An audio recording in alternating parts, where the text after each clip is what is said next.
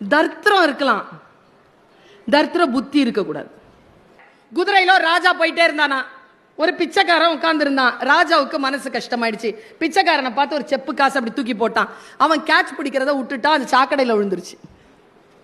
ராஜா கவலையாயிடுச்சு. குதிரையை திரும்பி கொண்டு போடானா. திரும்பி போனா அவன் சாக்கடையில் கையை போட்டு அந்த செப்பு காசை தேடிட்டு இருக்கான்.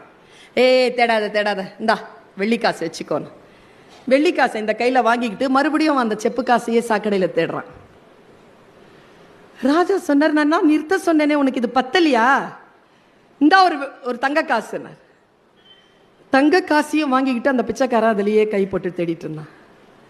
ராஜா, எப்போடா நீ அதை நிறுத்துவ?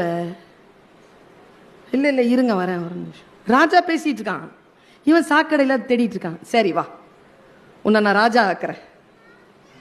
அப்படின்னா என் பாதி ராஜ்யம் கொடுத்துட்றேன், அதில் இந்த சாக்கடை பகுதி வருமான்னு நானா? இந்த புத்தியை என்ன பண்ணுவீங்க? படித்தால் அந்த அழுக்கு கழுவப்படும், வேறு எதனாலும் கழுவப்படாது. அறிவினால் ஞானத்தினால் மட்டும்தான் மனதில் இருக்கக்கூடிய அழுக்கை கழுவ முடியும்.